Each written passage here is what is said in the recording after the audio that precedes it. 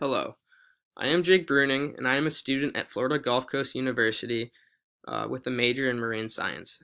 I will be talking about the environmental impacts that keep the aquaculture industry from becoming sustainable and possible solutions that can be implemented to resolve these issues. To start off, I would like to define exactly what aquaculture is, and according to the National Oceanographic and Atmospheric Administration website on aquaculture, aquaculture is the practice of breeding, growing, and harvesting aquatic organisms from fresh or salt water. Um, this can be done on land or in open bodies of water in pens.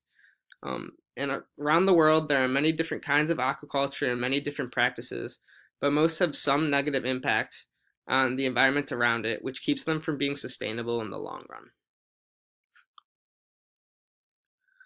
The next idea I would like to define is sustainability and the three key parts that make something sustainable.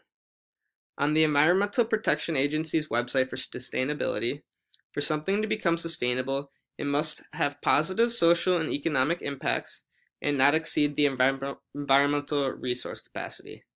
This means that if something is sustainable, it must bring money and jobs to an area without damaging the ecosystems around it.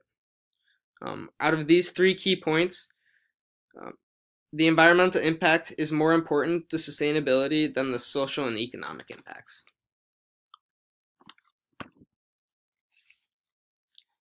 Aquaculture does not meet the criteria of sustainability because of the many negative impacts it can have on the environment.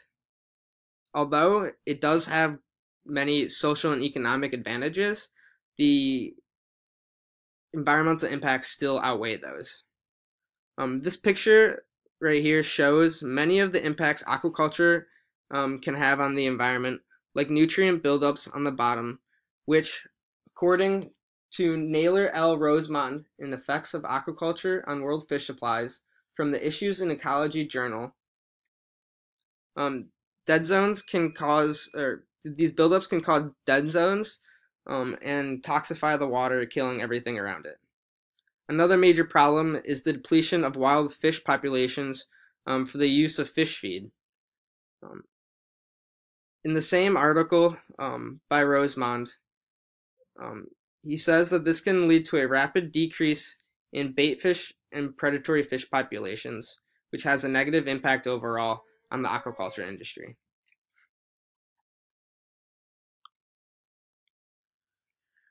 One easy solution that can be integrated into the aquaculture practices that are in open water is to use multi-trophic systems.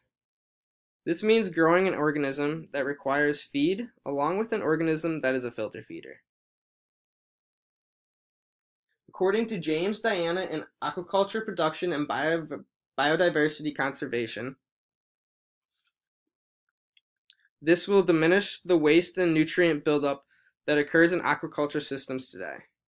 The extra food and waste from the fish will feed the filter feeder organisms underneath it, which also provides the fish farmers with an extra product to sell and reduces the chance of toxic dead zones, which can kill the farmer's crop and local aquatic organisms around it.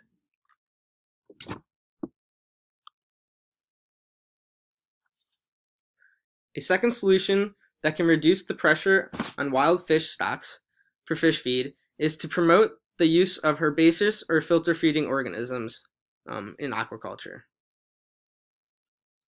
In Aquaculture, A Sustainable Future for Aquatic Food Production by Tilman Benfey, he states that these organisms don't require much, if any, supplemental feeding. This reduction in demand for fish meal will reduce the amount of fish caught for it. This solution has been tested and is becoming a popular method of aquaculture in Maine, according to Maddie Gamble, in an article she wrote for talkingfish.org titled All About Aquaculture, Environmental Risks and Benefits. This chart is from the Food and Agriculture Organization. It's from their report called The State of World Fisheries and Agriculture, and it shows that aquaculture is quickly emerging to become the main source of fish throughout the world. while capture production is slowly declining. If these environmental issues are not resolved soon, it could pollute all our waterways and possibly collapse the aquaculture industry.